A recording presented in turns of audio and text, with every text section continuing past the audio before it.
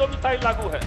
पश्चिम बंगाल, उड़ीसा, उत्तर प्रदेश, हरियाणा, हिमाचल प्रदेश, तमिलनाडु, महाराष्ट्र, मध्य प्रदेश, इतने राज्यों के अंदर जब डोमिसाइल लागू है तो बिहार के अंदर बिहार के युवाओं के रोजगार की संभावनाओं को बचाने के लिए यहां डोमिसाइल लागू क्यों?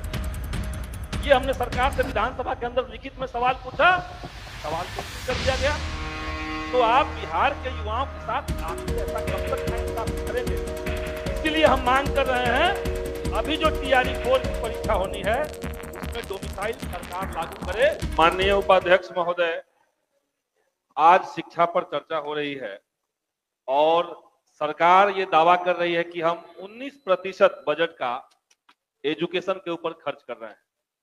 बाहर से सुनने में लगता है कि बहुत बड़ी रकम है, लेकिन ये प्रति व्यक्ति अगर खर्च के लिहाज से देखा जाए तो ये देश में सबसे निचले पायदान में से एक है जो बिहार में शिक्षा पर खर्च हो रहा है।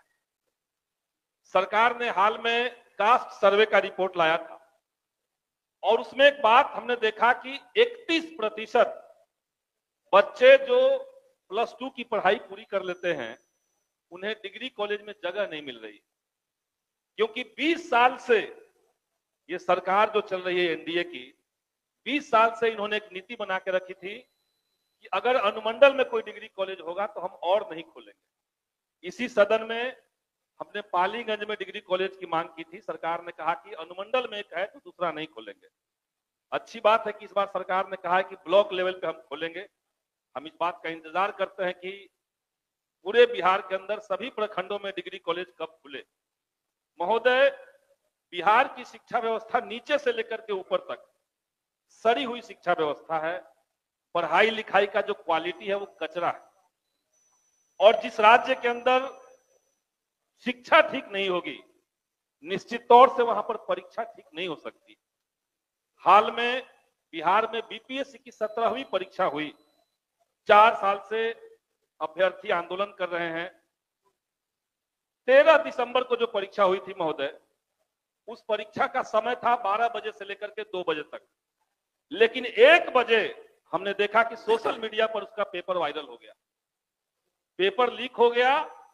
कई सारे सेंटर्स पे जयमन काम नहीं कर रहे हैं, अभ्यर्थी आंदोलन करते रहे, सरकार उन पर लाठियां चलवाती रही और हमारे मुख्यमंत्री कान में तेल डाल करके सोते रहे। किसी पे कोई जवाब अभी तक नहीं आया। 2 परीक्षाएं हो गई, 13 दिसंबर को और 4 जनवरी को। 2 परीक्षाओं में कॉमन रिजल्ट, जब आयोग ये कह रहा है कि हम नॉर्मलाइजेशन नहीं करेंगे, तो कॉमन रिजल्ट आखिर किस मेथड से दिया गया ये आज तक किसी को पता नहीं चला, हम लोग को नहीं बताया गया। कैसे आपने कॉमन रिजल्ट दे दिया?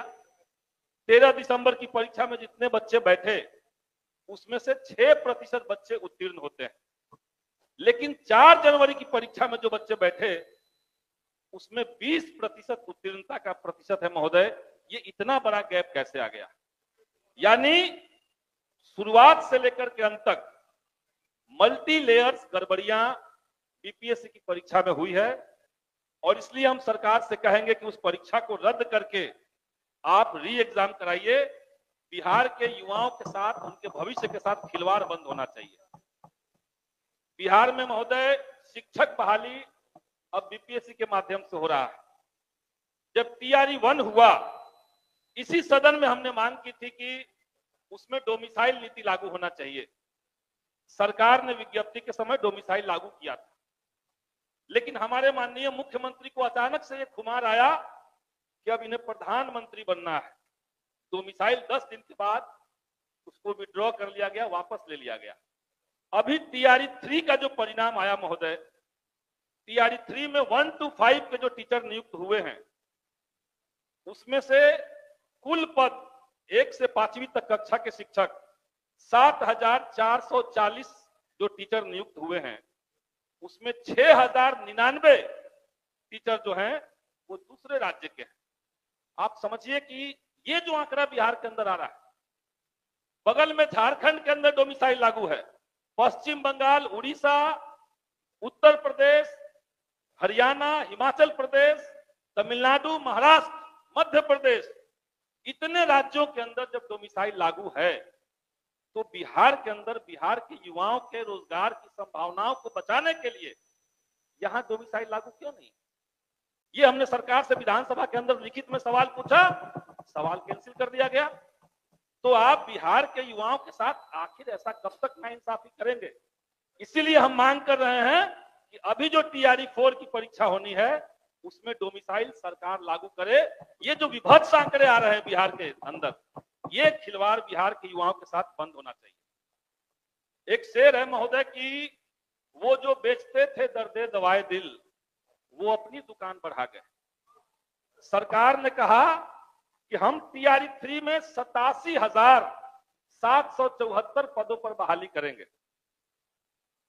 अभी 2 दिन पहले उसकी जो ज्वाइनिंग हुई है 51,300 कुछ पद पर ज्वाइनिंग करवाया गया है। 10,000 से ज्यादा बच्चे ऐसे हैं जिन्होंने परीक्षा के दौरान अपने फॉर्म में प्राथमिकता दिया था कि हम किस में ज्यादा मेरा चॉइस है, तो प्राथमिकता आपने ले लिया, लेकिन एक ही बच्चे का आपने 3-3 जगह रिजल्ट दे दिया है। झांसा दे रहे हैं आप बिहार में रोजगार के नाम पर, और बड़ी संख्या में बच्चे जो हैं वो कट ऑफ के अंदर आकर के केवल एज के चलते या एक नंबर से बाहर हो गए। 87,000 बहाली निकल रही है और 51,000 पे ज्वाइनिंग हो रही है। इसीलिए सरकार टीआरई 3 में सप्लीमेंट्री रिजल्ट दे। बीपीएससी ने लेटर जारी करके कहा है कि अगर शिक्षा विभाग उन्हें कहता है कि सप्लीमेंट्री रिजल्ट इतना दिया जा सकता है तो हम देने के लिए तैयार हैं। शिक्षा विभाग कह रहा है बच्चे मिनिमम क्वालिफाइंग मार्क्स ला चुके हैं, क्यों उनको अब बाहर रख रहे हैं? तो सरकार टीआरई 3 में बच्चों के साथ न्याय करे। लाइब्रेरियन की बहाली महोदय, शिक्षा की बात हो रही है और लाइब्रेरियन की बात कभी नहीं हो रही है। 2008 के बाद से 2025 चल रहा है, 2500 बार सरकार ने कहा कि हम उसके लिए नियमावली बना रहे हैं, विज्ञप्ति आने जा रहा है, हम कुछ तरीका निकाल रहे हैं, और उतने साल से लाइब्रेरियन की बहाली महोदय नहीं हुई है।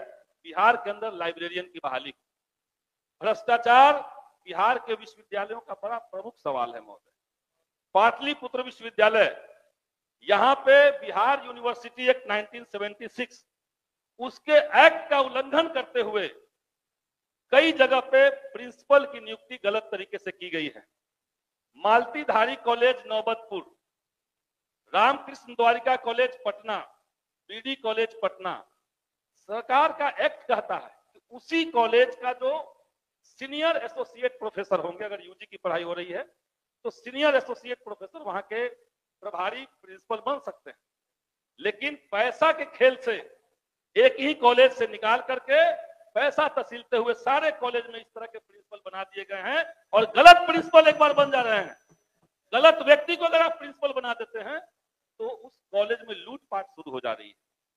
अभी बिहार के अंदर बाकी विश्वविद्यालयों में ठीक हो चुका है, लेकिन पाटलिपुत्र विश्वविद्यालय में बड़े पैमाने पर इस तरह की धांधली हो रही है महोदय।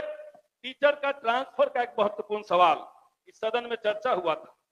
2020 के सेवा शर्त नियमावली में सरकार ने कहा कि हम करेंगे, तब से अभी तक सॉफ्टवेयर खेला जा रहा है महोदय। कम से कम महिलाओं को और दिव्यांग टीचरों को आप तत्काल गृह जिला में उनके चॉइस के अनुसार, ताकि वो अच्छे से पढ़ाई कर सके, आप ट्रांसफर करवाइए। बिहार के अंदर महोदय अभी सरकार ने कहा कि हम सारे प्रखंडों के अंदर डिग्री कॉलेज खोलेंगे। आपके पास पहले से टीचर कम है, कॉलेज के अंदर 40% फैकल्टी के पोस्ट खाली पड़े हुए हैं। ये बहाली हो जाएगी, इसके बावजूद की हम बात कर रहे हैं। आपके पास पहले से पोस्ट खाली है, आप डिग्री कॉलेज खोलने की भी बात कर रहे हैं। तो जो गेस्ट टीचर हैं जिनका अपॉइंटमेंट यूजीसी रेगुलेशन के मुताबिक हुआ, रोस्टर का पालन करते हुए हुआ, बिहार सरकार ने 1984 में उनको परमानेंट भी किया था, बगल में उड़ीसा ने किया, हिमाचल प्रदेश ने किया। तो बिहार के अंदर अभी जो गेस्ट फैकल्टी हैं, उन जो 5 से 6-7 साल 8 साल से लगातार काम कर रहे हैं, शैक्षणिक और गैर शैक्षणिक काम कर रहे हैं, उनको सरकार परमानेंट करने का व्यवस्था करे। ये हम सरकार से महोदय माननीय सदस्य, अब आपका समय हो गया है। बस एक बात और कहेंगे महोदय कि इसी सदन के अंदर हमने एक बार और मुद्दा उठाया था। बिहार के स्कूलों के अंदर सरकार ने आउटसोर्सिंग एजेंसी का एक मेथड बनाया था। माननीय मुख्यमंत्री महोदय के बहुत दुलरुआ आईएएस थे के पाठक जी, बगैर टेंडर के महोदय पूरे जिले में एक एक कंपनी को अलॉट कर दिया गया। सारे पोस्ट को अपॉइंटमेंट के लिए भी, सर्विसिंग के लिए भी, सप्लाई के लिए भी कंपनी दे दिया गया महोदय। अब उस तरीके से जो बहाल लोग हो गए, अचानक से हम देख रहे हैं कि उनको निकाला जा रहा है। अगर उनको निकाल रहे हैं इस आधार पर कि उनकी बहाली गलत हुई है, तो जो व्यक्ति ने बहाल किया उस पर कार्रवाई क्यों नहीं हो रही है, ये हम सरकार से महोदय पूछना चाहेंगे। अब आप अपना आसन ग्रहण करें।